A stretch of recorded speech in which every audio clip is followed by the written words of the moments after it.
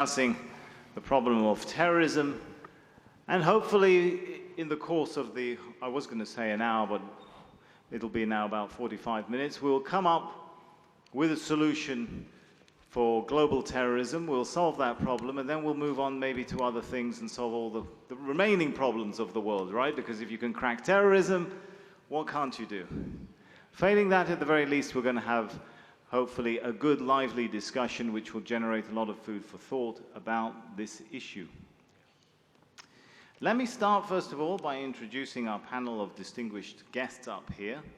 Delighted to have with us Saifullah Hajimuftuoğlu, the Secretary General of the National Security Council of the Republic of Turkey; Rich Outzen, the former ambassador to the US Secretary of State, former advisor rather, let me correct that; Professor Dr. Murad Yeşiltaş, the SETA Security Studies Director; Mohammed Hanif Atmar, the Foreign Minister of Afghanistan; Hassoumi Masmoudou, the Minister of State and Foreign Minister of Niger; and Mohammed Musa Bello, Minister of the Federal Capital of Nigeria.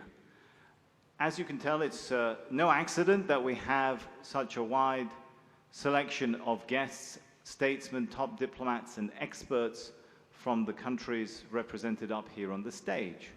I think it's fair to say that each of them have an experience in dealing with the problem of terrorism within their own spheres of influence and countries. I want to start by telling a story. It's good to tell a story sometimes. It's after lunch, right? But it is a true story. You will recall, no doubt, that at the end of the Trump administration, there was a move by the then US president to designate a certain group in Yemen, informally known as the Houthis, also referred to as Ansarullah, as a terrorist organization. And we may all remember what happened when that declaration was made. There was an outpouring of objections from different quarters, but particularly from aid agencies. They were concerned about what the designation of this group as a terrorist organization would mean for the delivery of aid into the country. If you consider a group terrorist, it's difficult to have contacts and dealings with them, right? So then our story progresses and elections come, and we have a new US administration, the Joe Biden administration, and they decide to reverse that designation in order for the aid process to pick up. But then there's another wave of objections from another group or parties who see the unbranding of the Houthis as a terrorist organization as now a threat to their interests and, in their narrative, to global security as well.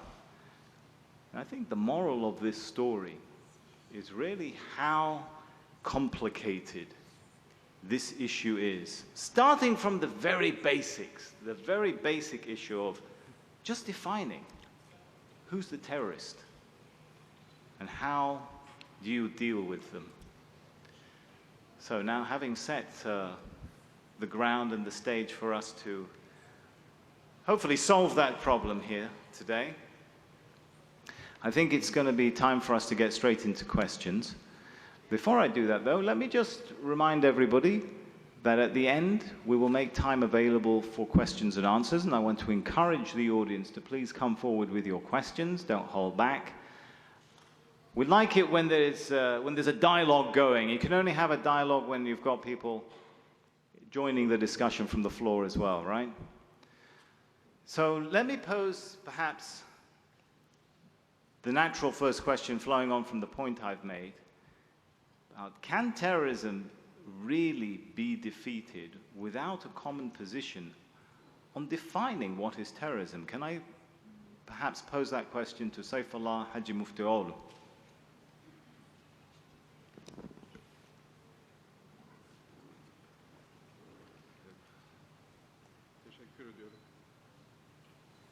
I think we need just to press the button.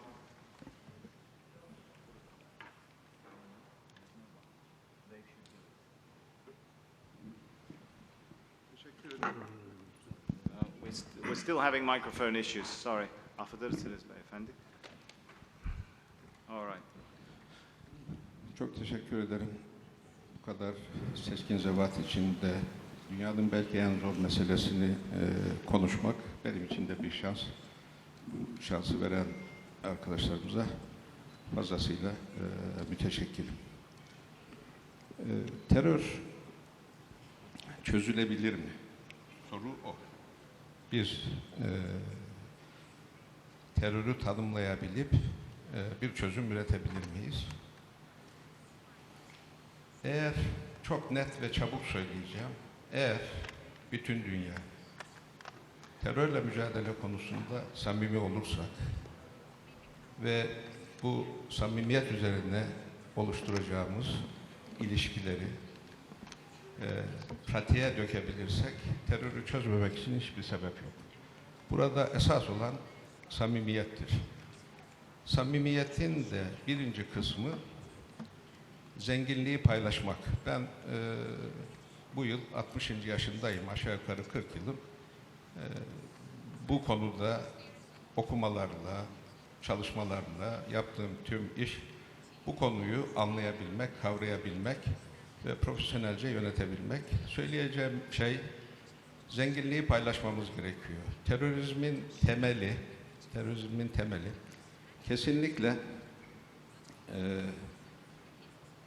kendiliğinden oluşan bir şey değildir. Ya adaletsizliğe itirazdır,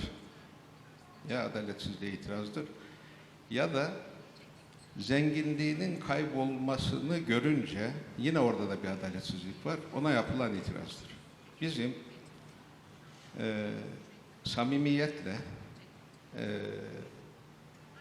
zenginliği paylaşma konusunda ittifak etmemiz ve ona göre organize olmamız lazım. Birinci kısım bu. İkinci kısım terörle mücadelede samimi olmaktır.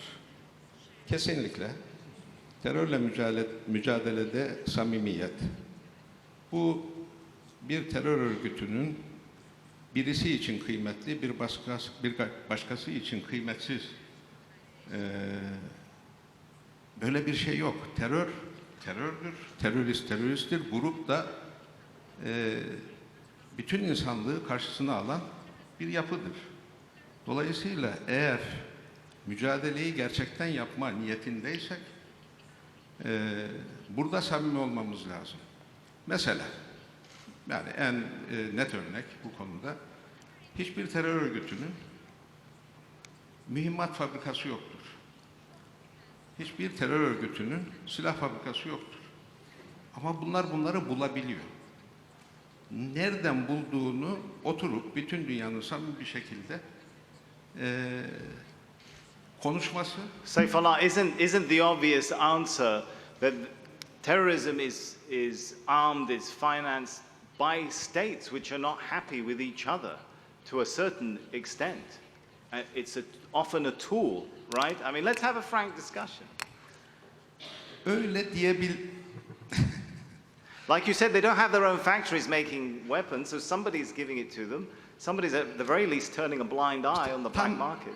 Tam da burada samimiyet esastır. Samimi olmamız lazım. Hiç kimsenin yoksa o zaman samimi bir şekilde nereden temin ettiğine, kimin ürettiğine bakmamız lazım.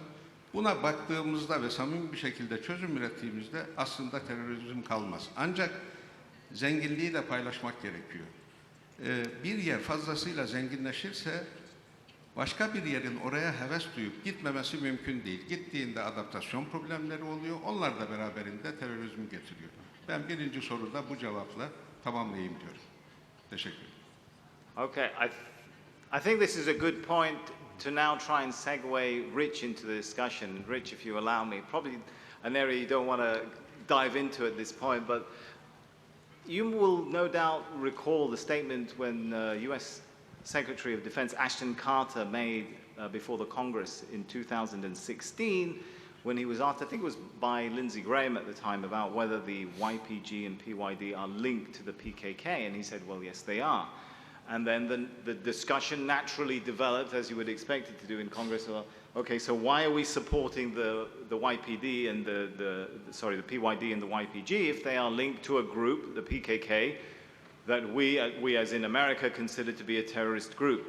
This sort of level of discussion, does it not highlight exactly the point which we're getting into, which is, can the policy towards terrorism, is it too idealistic to expect it's really going to be based simply on morals and ethics, or is it always going to be trumped by political expediency at the end of the day, or what one state or another? And it's not just the US. I mean, there are allegations about every country's got allegations for the other one, almost in supporting in one form or another some group that somebody considers terrorism, right? So is there a way out of this?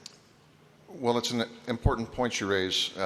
First, let me just say thank you again to the Ministry of Foreign Affairs and my dear friend, Deputy Minister Sadat Onal, and the rest of the hosts of this wonderful event. And it's an especial honor to be with these distinguished panelists and Minister Atmar, who I believe when I served in Afghanistan, I may have met a time or two. Deeply honored to be here again on the stage with you.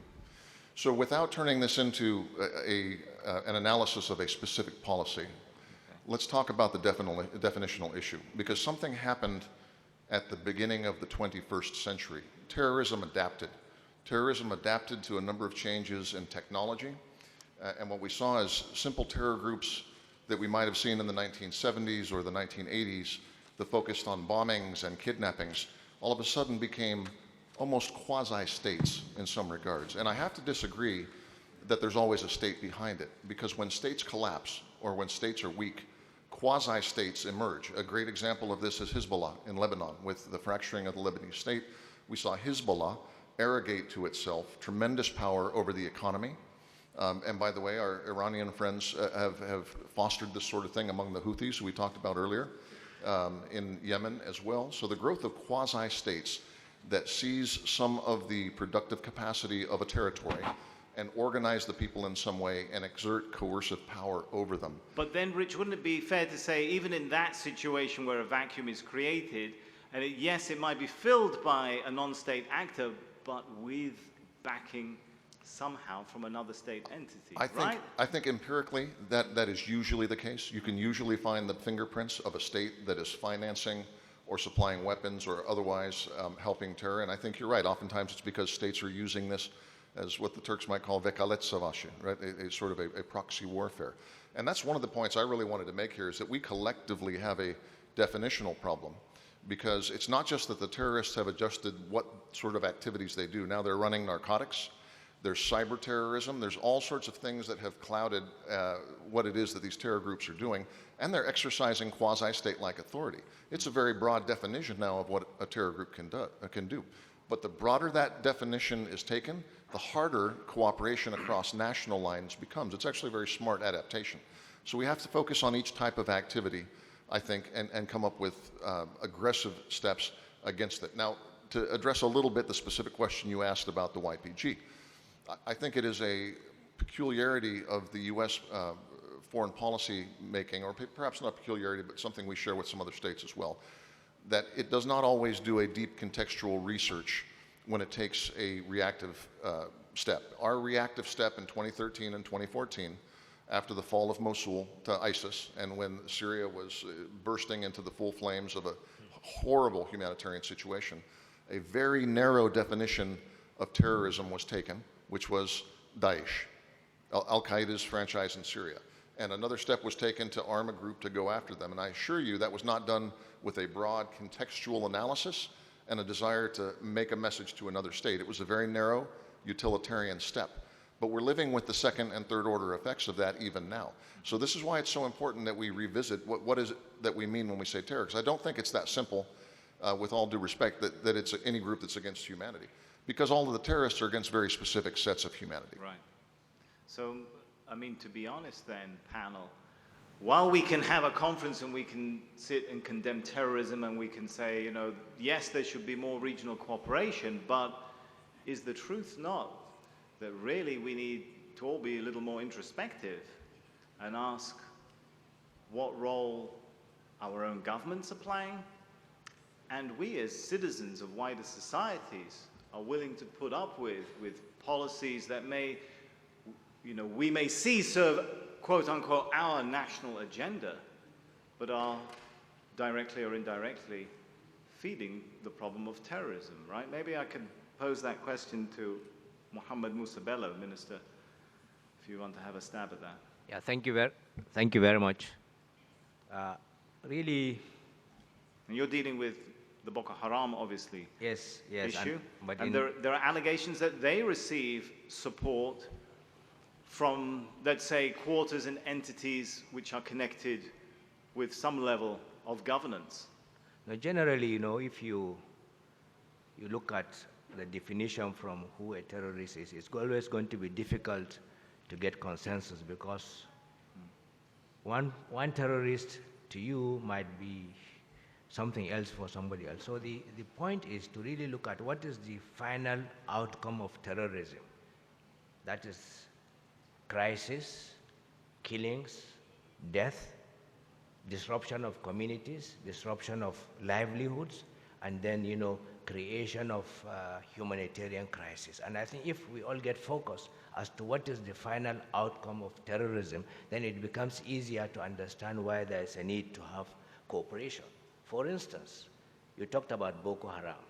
When Boko Haram started about a decade or so ago, they were just a group of young students who tried to revolt, and they were in a small location without arms, without capacity. But now, Boko Haram has become something of a non-state actor, a government within a certain location, even though the government of Nigeria and quite a number of West African countries have been able to tame them.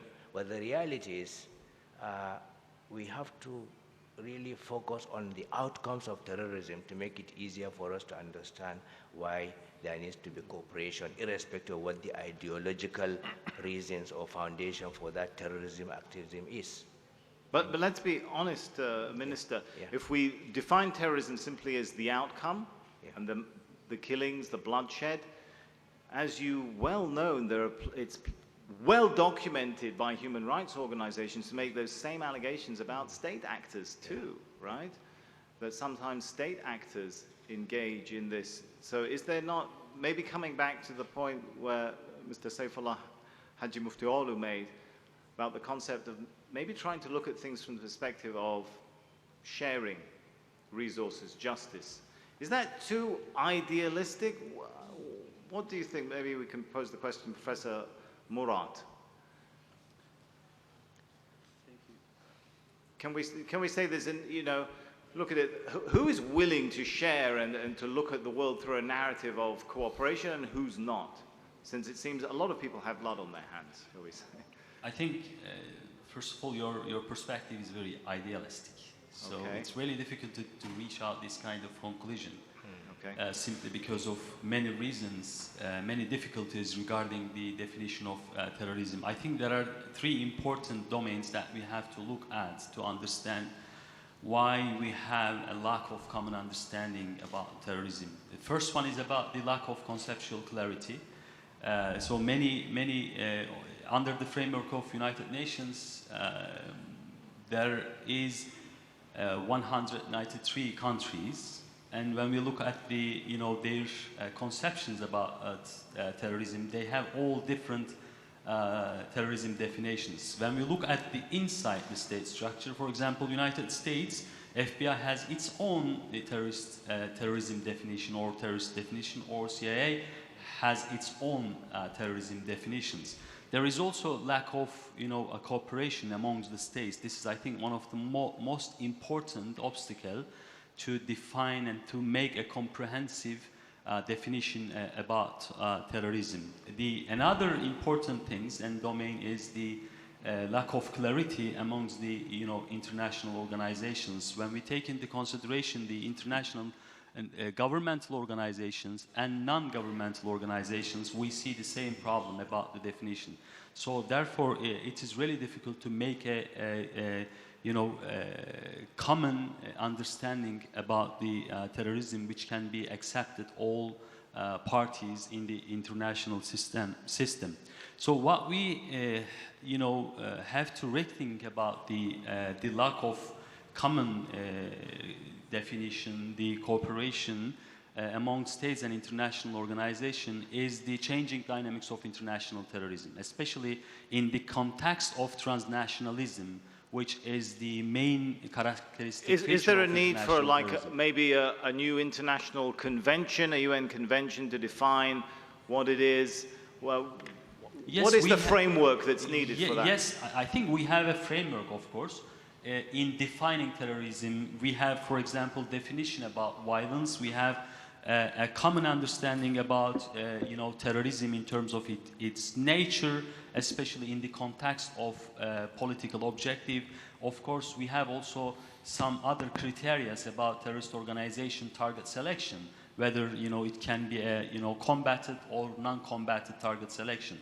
So we are all agree about these kind of component, sub-component of terrorism, but in terms of the practices, unfortunately, we do not have any common practices, common grounds. I think yesterday President Erdogan underlined a very important thing about the changing dynamics of transnational or international terrorism by saying that unless everyone is secure, no one is secure. I think this should be a kind of starting point to understand the changing dynamics of international terrorism, to reach a common perspective in defining this very contested concept. I like the word or the term changing dynamics, and since Rich was gracious enough to let me put him on the spot, I wonder if also Mohammed Hanif Atmar, the Foreign Minister of Afghanistan, won't mind me doing the same a little bit.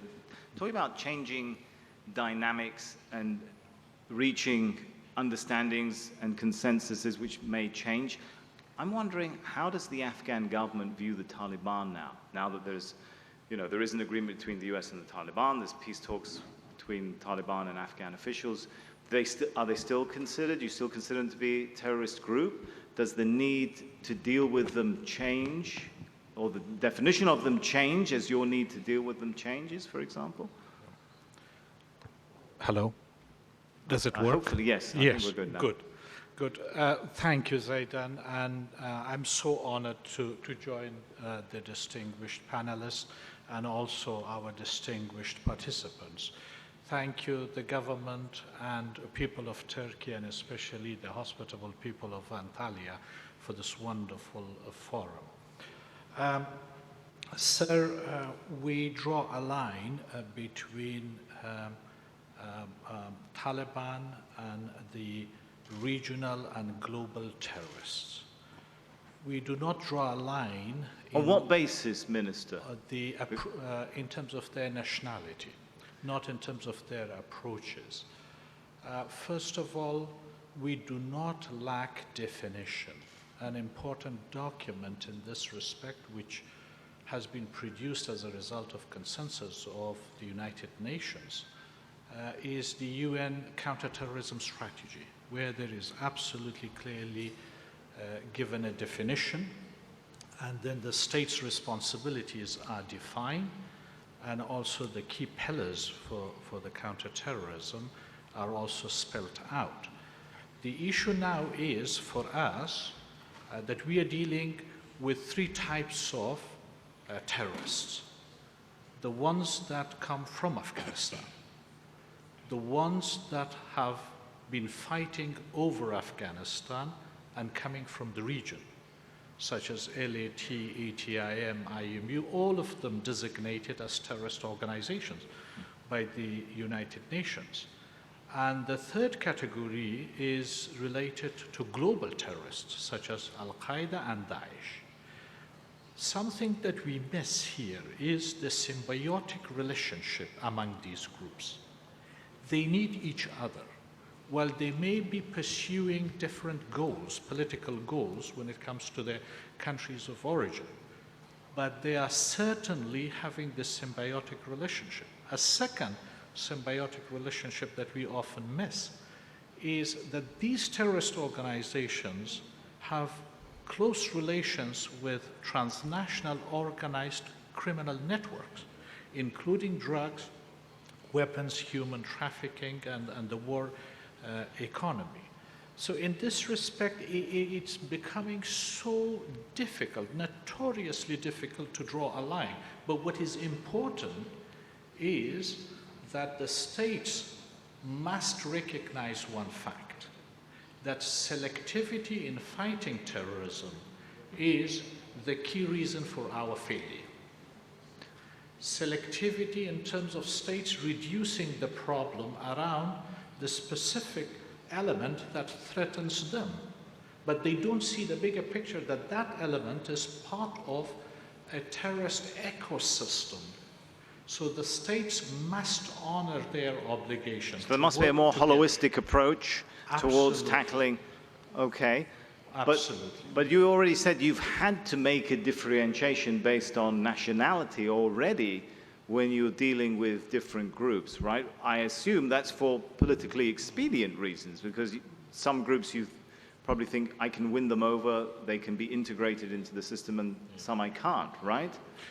The issue is about how do you make peace with the ones who are committed to peace, and the ones who are not committed and you have no legal grounds to make peace with them. Like for instance, in Afghanistan, the reason we draw that line, we can make peace with the Taliban because they're Afghans, but they have to stop terrorism. They have to stop killing people, and they have to stop cooperating with international terrorists. But we cannot make peace with Al-Qaeda, Daesh, and other terrorist groups who are not Afghans. We have no political reason to work with them. Our only goal is for them to leave our country and to not be fighting over our country in pursuit of their political goals, which may relate to their other objectives. So to sum it up, I don't think we have a problem of definition. What we have as a problem is selectivity, state selectivity in fighting terrorism. All right, talking about state selectivity, I think the call and the message is for a more holistic approach to this problem.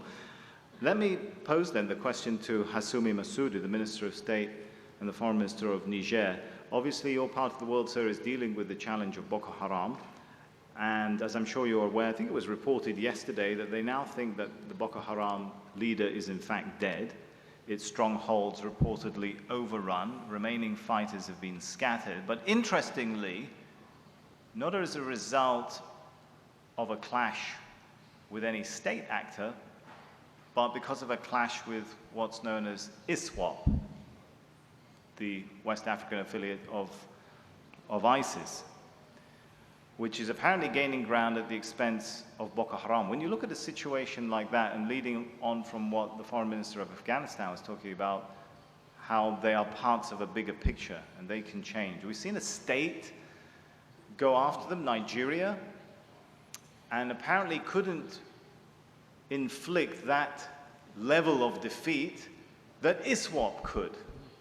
What does that say to you about the level of regional cooperation, the level of approaching this problem more holistically rather than only through the security prison?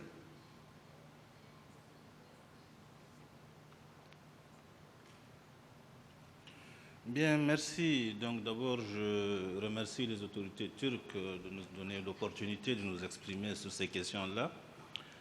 Et je voudrais, avant de répondre directement à votre question, rappeler dans quel contexte nous sommes. Nous sommes au Sahel. Donc il n'y a pas que le Boko Haram, nous en avons deux. Nous avons deux foyers, un avec Boko Haram et un autre à la frontière du Mali dans le Sahel. Et je vais rappeler juste des faits d'histoire. Comment ça a commencé dans cette zone, dans le Sahel? C'est à partir de l'effondrement de l'État libyen. Après la guerre en Libye, ces groupes ont essaimé dans le Sahel. Ces groupes terroristes qui ont une franchise, qui avaient à l'époque une franchise. Leur franchise, c'était Al-Qaïda. Ensuite est venu s'ajouter l'État islamique dans cette région, qu'ils appellent l'État islamique au Grand Sahara. Donc voilà d'où c'est parti et d'où ça s'est développé. Ça s'est développé d'abord au Mali dans un contexte de rébellion au nord du Mali, de fragilisation et de marginalisation dans les marges de l'État malien, dans un État en crise. Donc voilà le premier facteur. Ensuite, il y a eu un deuxième mouvement. Le deuxième mouvement est né, lui, de l'effondrement de Daesh en Syrie et en Irak.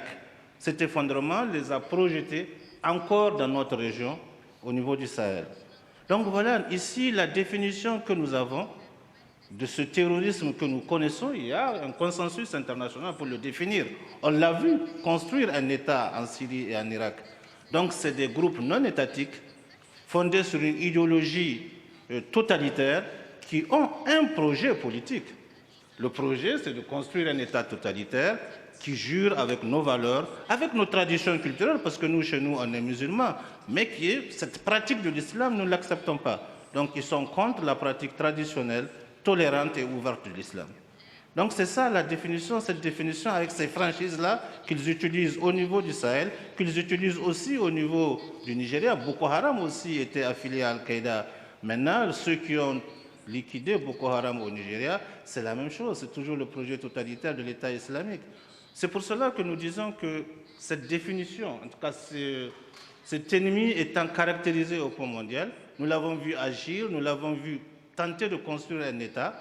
Le monde entier s'est battu pour les vaincre, mais ils se sont repliés chez nous et nous appelons la communauté internationale à aller jusqu'au bout.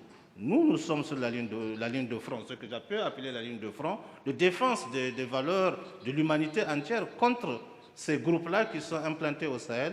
Et nous pensons que la coopération internationale, le monde entier, il y a un consensus. Why has the international cooperation failed in a way that apparently ISWAP is succeeding? Is it because they're appealing to the mindset of some of the supporters of Boko Haram in a way that states have failed to speak to the hearts and minds? On n'a pas que Boko Haram, hein. On a Boko Haram au lac Tchad, au Nigeria et au Niger et au Tchad. Ça, c'est à 2000 km plus loin, toujours au Niger, au Mali et au Burkina, nous avons l'État islamique au Grand Sahel et nous avons Al-Qaïda. Nous avons les deux. Donc, deux foyers dans la zone. En ce qui concerne Boko Haram, effectivement, le groupe d'État islamique l'a vaincu, a liquidé, a pris le dessus, mais c'est le même projet.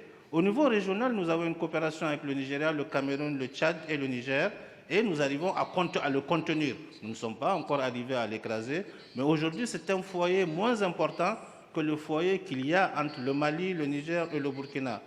Et ce foyer-là est alimenté par les successions de défaites qu'ils ont subies en Syrie, en Irak, et l'éclatement de l'État en Libye. Donc voilà un peu le contexte, et je pense que cette définition-là, il ne faut pas les réduire simplement à des groupes étatiques, non étatiques armés, mais ils ont un projet. C'est un projet totalitaire et il faut que l'ensemble du monde entier combatte ce terrorisme-là qui a une franchise et qui a un projet, un vrai projet contre nos valeurs. Donc voilà ce que je peux dire par rapport à la définition. Il y a une définition acceptée par les faits. All right. We're going to open up the floor for questions soon. Maybe to kick things off, let me invite, I believe we have the Deputy Minister of Foreign Affairs of the Republic of Congo, Adubanjo Awetho. If you're here, sir, why don't we get a microphone?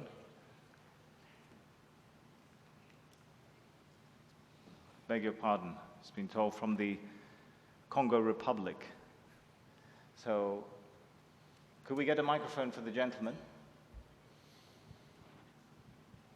Where is our microphone ushers? Nerede mikrofonlar? Burada mümkün mü? Lütfen. Okay, I think there's another one on the way. You can keep your microphones. Burada mümkün.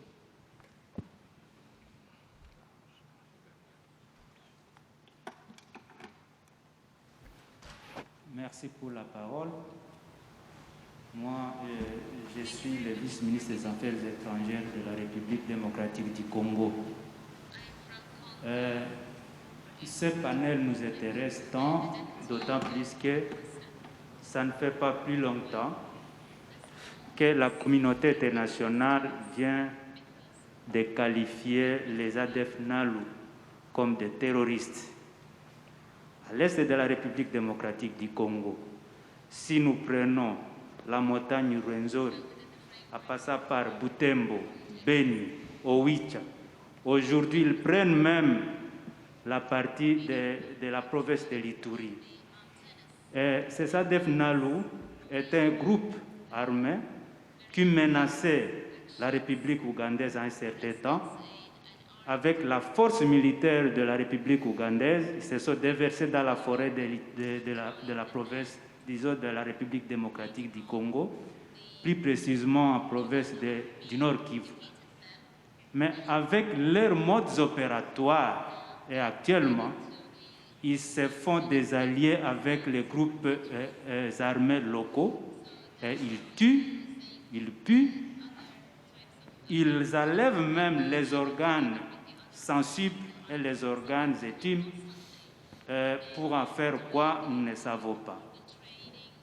La définition, comme venait de dire notre homologue, il faut qu'on essaye de voir cette définition d'une façon multidimensionnelle. La définition de terroriste réduit sensiblement, ça les protège et ça les épargne à des cibles de la communauté internationale. C'est ainsi que quand une fois la communauté internationale donne une définition, qualifie un groupe terroriste, il faut qu'on ne se limite pas à une définition réduite qui les épargne, plutôt une définition multidimensionnelle, et aussi définir les moyens, les voies et moyens par lesquels ils peuvent aussi accompagner les pays, je dirais, les pays victimes, à les neutraliser automatiquement. Mais on se rendra compte qu'on peut bien donner une définition suite à un groupe terroriste, mais on n'arrive pas à donner les moyens conséquents pour permettre à ce que les pays victimes puissent faire face à ces groupes terroristes. Raison pour laquelle actuellement nous avons l'état de siège vers l'est de la République démocratique du Congo. C'est pour éradiquer définitivement ces groupes armés, et nous en appelons à la communauté internationale ainsi qu'aux pays limitrophes, aux pays voisins, de faire de leur mieux pour qu'on arrive à mettre un terme à ces exactions. Merci. Okay, so there is a need, obviously, for a more inclusive approach and a holistic perspective of what constitutes terrorism and the activities they're engaging in. Maybe it's time also to raise the issue of the new technologies and unconventional methods. We're not just talking about, thanks, by the way, to the Deputy Minister of Foreign Affairs of the Democratic Republic of Congo for pointing out the sort of different forms and shapes of the activities of terrorists. But they're also using drones, paramotors, all kinds of new technology. I'm wondering if Professor Morad Yashiltash would like to perhaps shed some light on what kind of challenge that poses now. I think the transformation of the international terrorism is really important.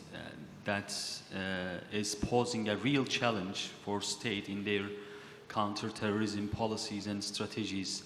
The technological aspect of international terrorism is the new manifestation of this transformation, in which the rising drone capacity of terrorist organization is one of the important characteristic feature of this new transformation.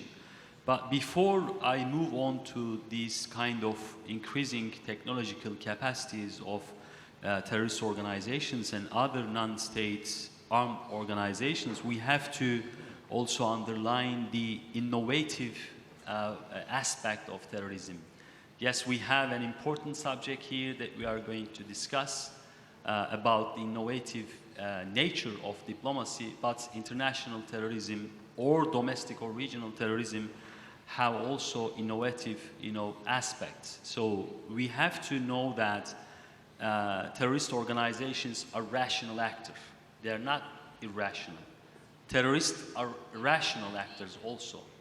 They are intentionally using different tactics to achieve their strategic objectives. So therefore, they are, they can able to adapt themselves into the new, to the changing circumstances.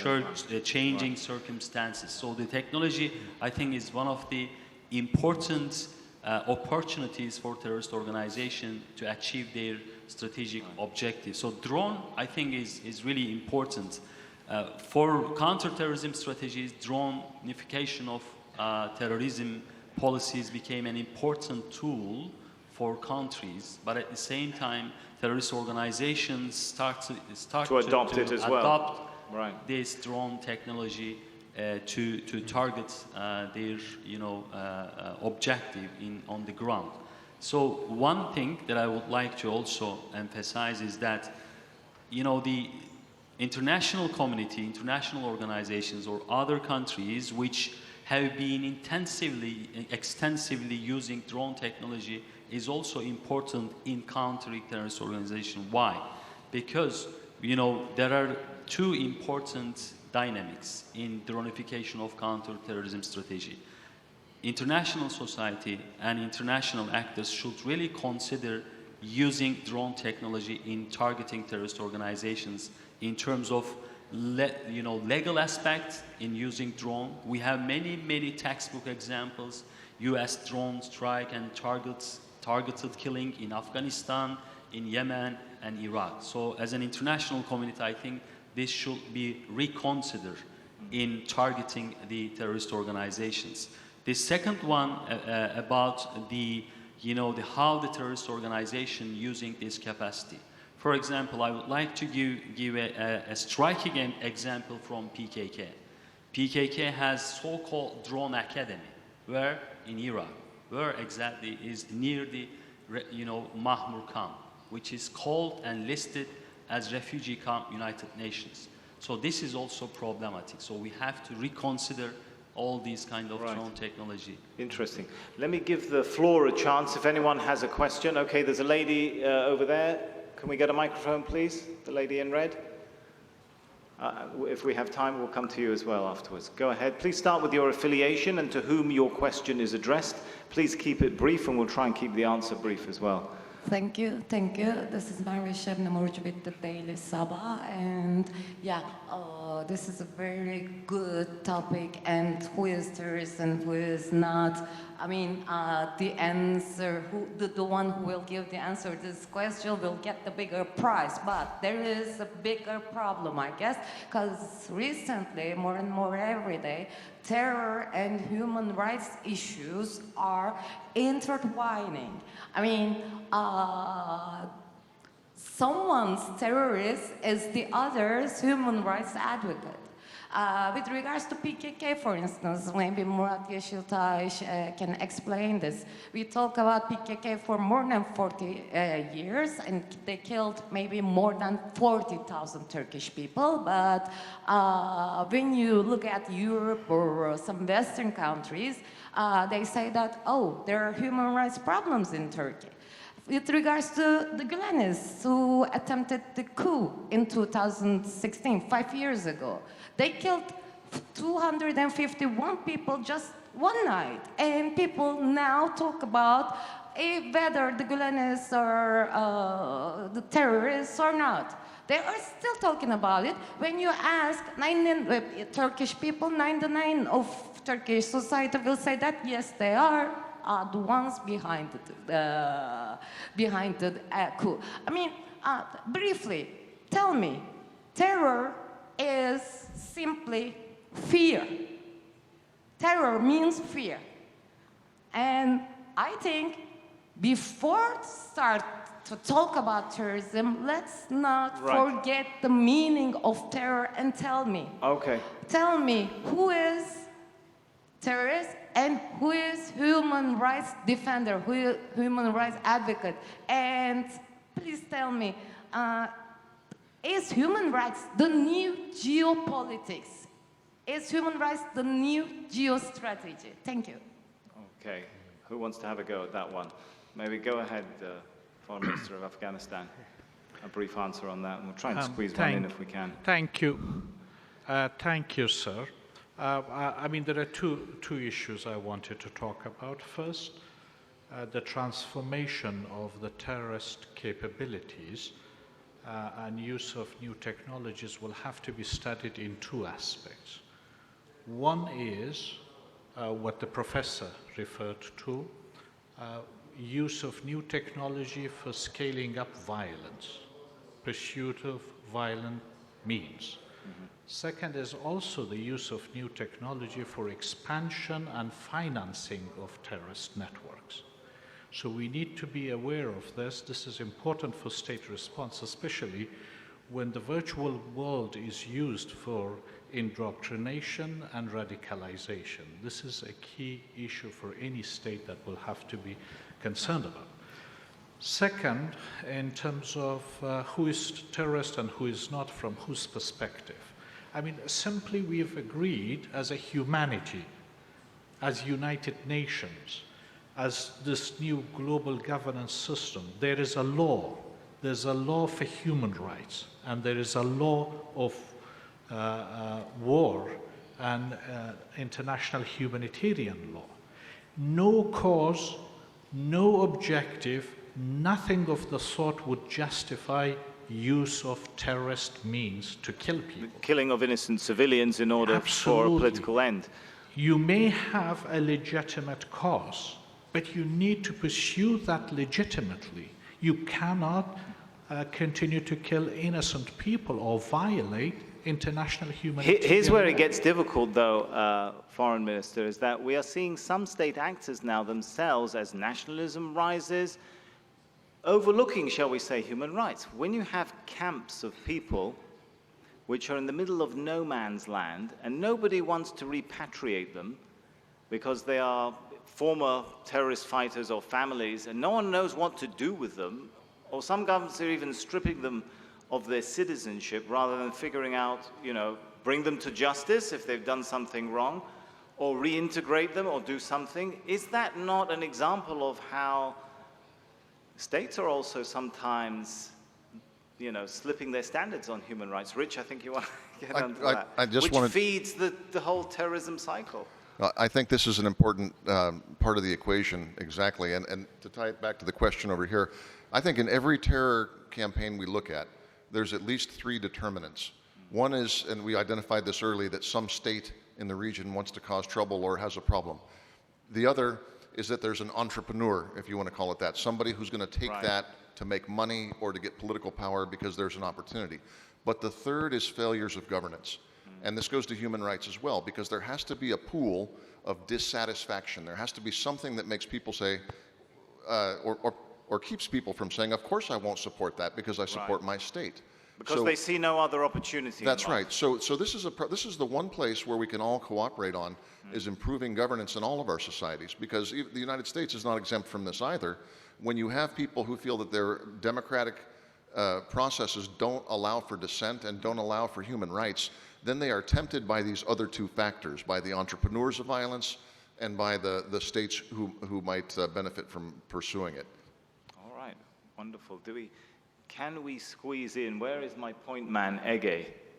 Okay, if you promise, the lady here, can you promise to make it a very short question, and we'll try and make it a very short answer. Can we quickly get a microphone to the lady here in the front row? Okay. Very brief, please, madam.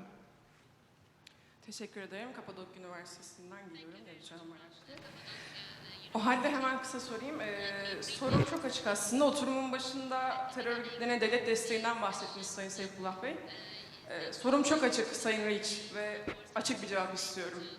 Neden NATO üyesi ve Amerika müttefiki Türkiye'ye Amerika neden PKK'ya destek veriyor?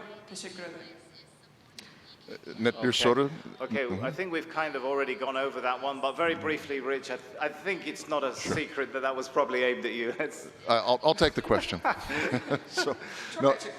It's a fair question, and I'll give you the two elements of the answer very briefly because I know we're about to finish. The first is, in the formal sense, the United States still lists the PKK as a foreign terrorist organization, still prosecutes PKK crimes where we can find them in the international financial system, still supports Turkey 100% at the political level in its fight against PKK terrorism.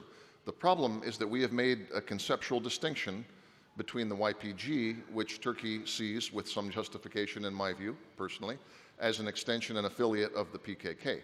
But because the United States has made that distinction operationally for raison d'etat in Syria, it does not believe as a state or as a policy community that it is supporting the PKK. Now, I don't think it's a sustainable policy over the long term because there is a contradiction there. So at the root of your question, I think you're onto something. You're onto a deep contradiction in our support to Turkey and its very important fight against the PKK and this thing that we've done in Syria. And I think that will be resolved before too long because that's not a policy fundamental for the United States. It was a tactical and a utilitarian step. The fundamental pillar of our commitment in NATO, as you've pointed out, is to Turkish security, and over time that çelişki, that contradiction, will be resolved. All right. I think this has been actually, I'm very sorry we are out of time, but I'm glad to see that there still are so many hands up. I think we can button this up by saying it was a really good discussion. We may not have solved the problems of the world and terrorism, but I like the distinction that Rich made in the end, or the focus, that maybe we're saying there are three areas that we need to focus on: the role of state support, the opportunistic element or opportunist entrepreneurial element, and governance and human rights. It's been a wonderful discussion. How about we give the panel here a great hand of applause for that? Thank you very much. Thank you for listening. I believe there's another panel to follow shortly, so we'll see you guys here again very soon. Thank you.